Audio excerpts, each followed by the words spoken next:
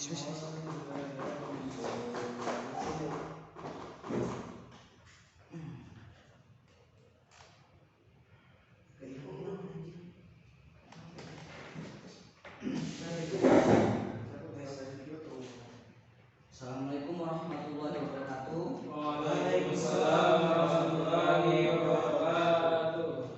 Gimana teman-teman kabarnya? Alhamdulillah baik, Pak. Baik, pada kesempatan kali ini sebelum pembelajaran dimulai untuk keluar kelas untuk memimpin doanya terlebih dahulu. Baik teman-teman, sebelum kita mulai pada pagi ini akan kita berdoa dulu. Berdoa dimulai. Bismillahirrahmanirrahim.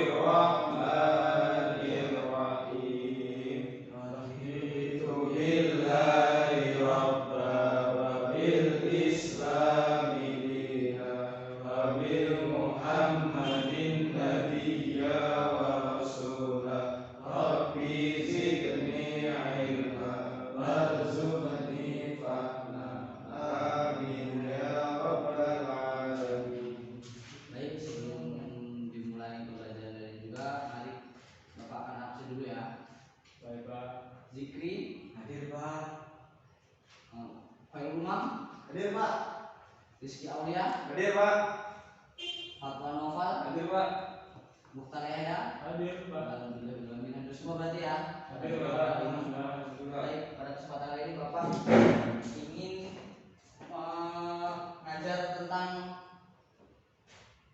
Khalifah ketiga siapa? Utsman bin Affan, Pak. Ya, udah habis, Pak. Habis ya. Tapi katakan Iya Pak. Kelihatan, Pak. Utsman bin Affan. Baik. Nama lengkap Utsman bin Affan adalah Utsman bin Affan al-Amawi al-Quraisy. Utsman bin Affan sendiri adalah golongan dari Bani Umayyah atau keturunan dari Bani Umayyah. Tanggal lahir beliau adalah 574 Masehi atau 12 Dzulhijjah di Taif, Jazirah Arab yang sekarang disebut Saudi Arabia. Wafat beliau pada Jumat 18 Dzulhijjah 35 Hijriah di Madinah. Ibu beliau bernama Arwah bin Uwais bin Rabi'ah. Jadi beliau ini lahir dari ibu yang bernama ini Nabi juga ya, binti Uwais bin Rabi'ah, dan ayah bernama Affan ibnu Abi al-As.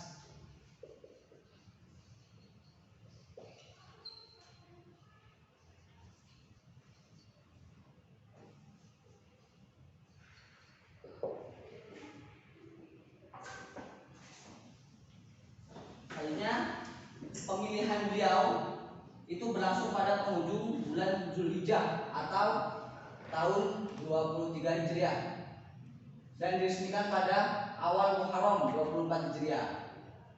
Dan beliau adalah khalifah ketiga yang memerintah dari tahun 644 atau umur 69 sampai 70 tahun hingga 656 selama 11 sampai 12 tahun. Selain itu, sahabat Nabi yang satu ini memiliki sifat yang pemalu. Jadi beliau Utsman bin Affan ini seorang sifat yang pemalu orangnya. Siapa di sini yang pemalu di kelas ini? Ya, Pak. Wow. Nggak tahu malu apa pemalu. Malu dia maluin. Utsman bin Affan, seorang yang telah diberi kabar gembira serta jaminan surga, dan dia pun termasuk orang-orang yang pertama memeluk Islam atau disebut dengan siapa? Nawalun, baca. Asbiqunal Awalun. Utsman bin Affan dikenal sebagai pedagang yang kaya raya dan ekonomi yang handal, namun sangat dermawan. Banyak bantuan ekonomi yang diberikan kepada umat di masa awal dakwah Islam dulu. Misalnya di sini saat perang Tabuk, Utsman itu mendermakan 950 ekor unta dan 70 ekor kuda, ditambah 1000 dirham sumbangan pribadi untuk perang Tabuk. Jadi Utsman bin Affan itu sangat loyal untuk agamanya. Bahkan Utsman bin Affan ini seorang yang handal dalam berbisnis. Selanjutnya ada contoh lagi waktu membeli mata air yang bernama rumah dari seorang laki-laki di suku Khifar seharga 3.500 dirham. Mata air itu diwakafkan untuk kepentingan umat. Jadi tidak untuk berbisnis dia, untuk kepentingan umat, agar umatnya lebih enak untuk membeli mata air, untuk mengambil air di mata air tersebut. Ia mendapat julukan apa novel? Nurain, dua cahaya, Yang artinya memiliki dua cahaya dari Rasul. nah benar. Julukan ini didapat karena Utsman telah menikahi putri kedua dari ketiga dari Rasulullah SAW, yaitu Ruqayyah dan Ummu Kalsum. Jadi iya, jadi Utsman bin Affan ini termasuk orang yang beruntung mendapat dua cahaya dari putri-putri Rasulullah SAW, yaitu Ruqayyah dan Ummu Kalsum.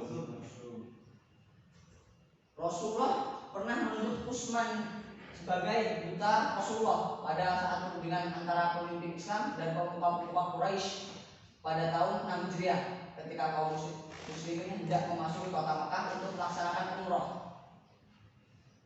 Dan sebab dia tidak kembali sampai malam hari, maka kaum muslimin mengadakan sumpah setia untuk membela Utsman bin Affan yang terkenal dengan Bai'at al-Ridwan. Ya, ia adalah seorang khalifah kali pertama yang melakukan perluasan Masjidil Haram di Mekah dan Masjidil Nabawi di Madinah, karena semakin ramai umat Islam yang menjalankan rukun Islam kelima, yaitu haji.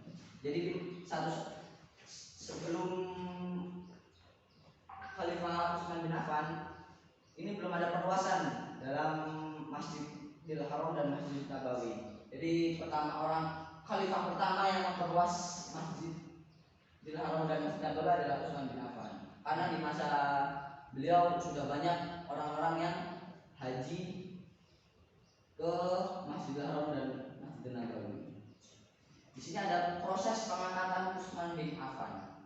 Setelah wafatnya Umar bin Khattab sebagai khalifah kedua, diadakannya musyawarah. Selanjutnya ada 6 orang kandidat yang diusulkan di sana.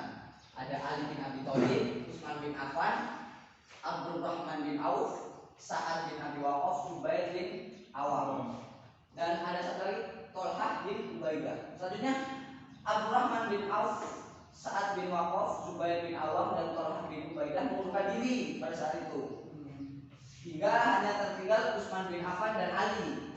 Suara masyarakat pada saat itu cenderung memilih Utsman untuk menjadi khalifah ketiga.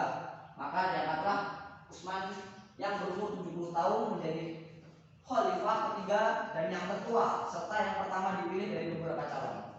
Peristiwa ini terjadi pada bulan 24 Muharram 24 Hijriah. Maaf. 24 Hijriah. Utsman menjadi khalifah saat pemerintahan Islam telah betul-betul mapan dan terstruktur. Prestasi yang dicapai, yang pertama, di masa beliau itu adanya administrasi pemerintahan. Yang pertama,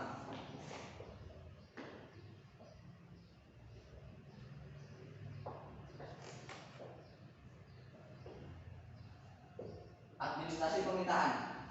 Khalifah Utsman bin Affan mempercayai kepada seorang gubernur untuk setiap wilayah atau provinsi pada masa kekuasaan beliau di Madinah, dan di saat itu dibagi menjadi 10 provinsi.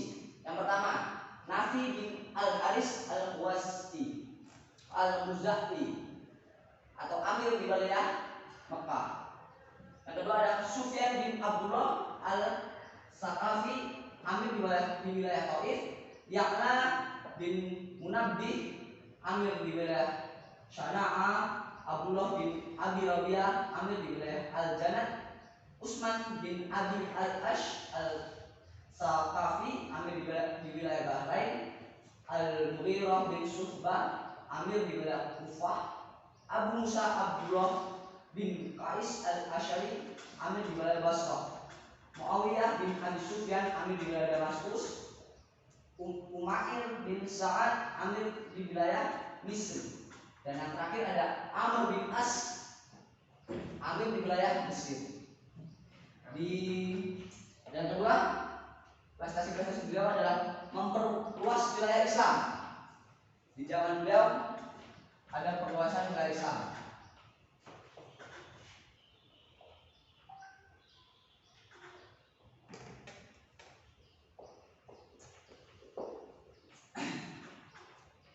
Memperluas wilayah Islam di Armenia, Afrika, Tunisia, Afrika atau di Tunisia, Tripoli atau sekarang disebut Libya, Azerbaijan dan kepulauan Siprus atau kepulauan Mesir. Kemudian dilanjutkan ke Konstantinopel, Turki dan negara-negara Balkan, yaitu sekarang disebut Yugoslavia dan Polandia. Ada yang ketiga, prestasi beliau ada membangun dan memperluas Masjid Nabawi yang saya sebutkan tadi ya. Khalifah pertama yang membangun atau memperluas Masjid Nabawi.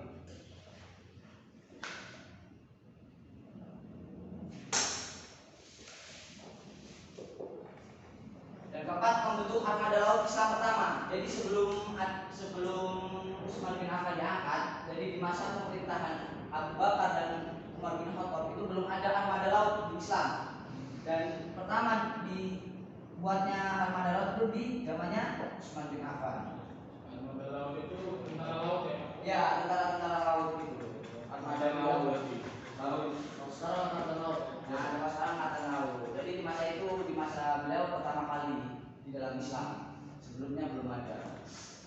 Yang kelima ada pembangunan sarana-sarana kepentingan umum berupa pemukiman, jembatan, jalan, masjid, wisma, serta pembangunan kota-kota baru yang kemudian tumbuh dengan pesat dan sebagai sentra perekonomian masa itu. Jadi di masa itu ekonomi sempat melonjak di masa itu. Yang keenam, memperbanyak naskah Al-Quran yang sudah dibukukan untuk dikirim ke Syam, Yaman, Bahrain, Basrah, dan Kufah. Khalifah Utsman membentuk suatu badan dan panitia pembukaan Al-Quran yang terdiri dari yang pertama Zaid bin Thabit sebagai ketua panitia, yang benar. Yang kedua ada Abdullah bin Zubair dan Abdurrahman bin Haris anggotanya. Tugas yang dilaksanakan kalian tersebut adalah membukukan lembaran-lembaran yang lepas dengan cara menyalin ulang Al-Quran ke dalam sebuah buku yang disebut mushaf yang harus berpedoman kepada bacaan yang menghafalkan Al-Quran atau hufaz. Jadi di masa itu ada pembukuan Al-Quran yang mungkin sampai sekarang disebut dengan mushaf Utsmaniyah. Iya, Utsmaniyah. Makanya disebut mushaf Utsmaniyah di zaman dibuka pada zaman Utsman bin Affan. Dan di perjalanan pemimpinan beliau ini ada nepotisme dan pemberontakan. Pada masa-masa akhir pemerintahannya timbul protes atau kritik dari rakyatnya kepada Utsman bin Affan, terutama di daerah Kufah, Basrah, dan Mesir. Mereka menilai Utsman bin Affan ini telah melakukan nepotisme. Maksud nepotisme di sini adalah kayak bahasa gaul kita sekarang itu the power of orang dalam gitu ya. Jadi di Kufah dan Basrah itu di Mesir juga orang-orang mengkritik pemerintahan beliau karena mereka menilai bahwa pemerintahan beliau itu berbau-bau nepotisme dan favoritisme. Dan yang kedua, mereka berkata bahwa dia menguntungkan sanak familinya, yaitu Bani Umayyah dengan jabatan-jabatan tertinggi dan harta kekayaan. Mereka menuduh gubernur Umayyah tidak efisien, suka menindas dan menyalahgunakan harta Baitul Mal. Jadi di Kufah, Basrah, dan Mesir, mereka itu menuding atau menuduh Utsman bin Affan itu menguntungkan sanak familinya saja, dan mereka menuduh bahwa gubernur Umayyah tidak efisien, suka menindas dan mengambil harta Baitul Mal. Khalifah Utsman mengangkat Marwah bin Hakam sebagai sekretaris utamanya, mengangkat Walid bin Aqbal sebagai gubernur Kufah, Muawiyah sebagai gubernur Syria, Abdullah bin Abu Sarah saudara sepupunya sebagai gubernur Mesir, dan masih banyak lagi yang diturunkan dari jabatannya.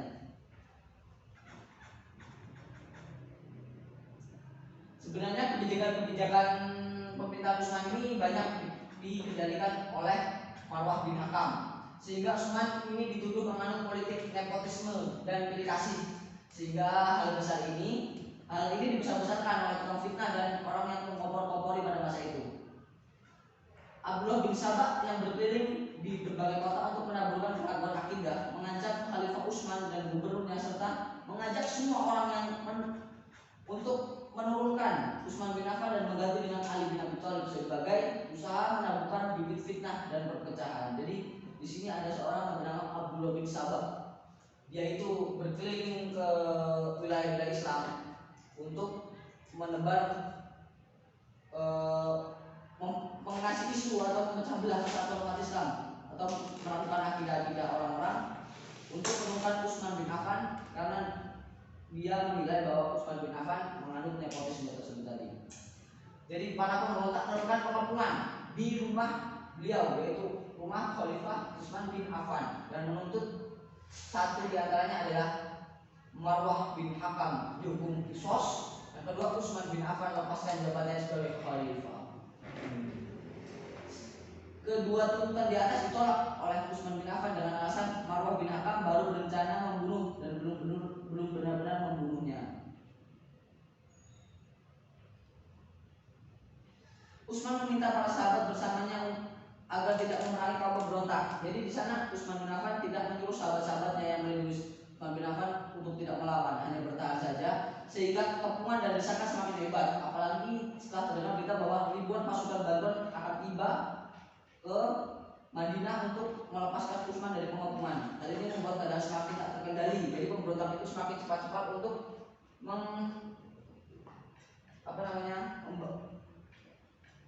mengepung rumah Utsman bin Affan, karena mereka mendengar bahwa akan ada pasukan bantuan dari luar akan datang ke Madinah untuk menyelamatkan Utsman bin Affan. Pasukan pemberontak ini kian menguasai keadaan, akhirnya tragedi berdarah yang sangat memilukan dalam sejarah Islam dan tidak dapat dielakkan. Khalifah Utsman bin Affan kemudian dikepung oleh pemberontak selama 40 hari di masa itu, dimulai dari bulan Ramadan hingga Dzulhijjah. Bayangkan, dari Ramadan hingga Dzulhijjah dikepung di rumahnya. Dia diberi 2 ultimatum, yaitu tadi mengundurkan diri atau dibunuh. Meski Utsman mempunyai kekuatan untuk meningkatkan pemberontak, namun dia berprinsip bahwa tidak akan melupakan darah umat Islam. Utsman akhirnya wafat sebagai syahid, amin ya rabbal alamin, pada bulan Dzulhijjah 35 Hijriah.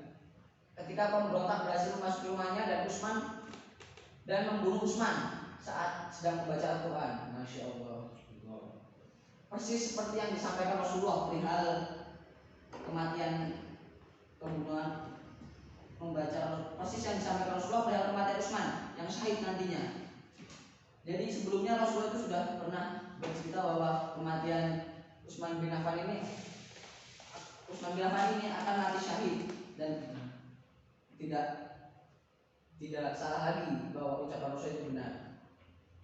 Peristiwa pembunuhan Utsman berawal dari pengepungan rumah Utsman oleh pemberontak dan Utsman wafat pada Jumat 8 Dzulhijjah 35 dalam usia 84 tahun dan dimakamkan di kuburan Baqi di Madinah. Nah, seperti itu saja yang dapat Bapak sampaikan. Ini adalah quotes atau kata-kata dari Utsman bin Affan. Coba bacakan Jikri. Adapun perkara maut aku tidak takut, dan soal mati bagiku hal yang mudah. Soal bertempur, kalau aku menginginkannya, ribuan orang akan datang mendampingiku berjuang. Tapi aku tidak mau menjadi penyebab bertumpahnya darah, walau setetes pun darah kaum muslimin. Nah, dari Utsman bin Affan. Jadi ini perkataan beliau sebelum beliau wafat.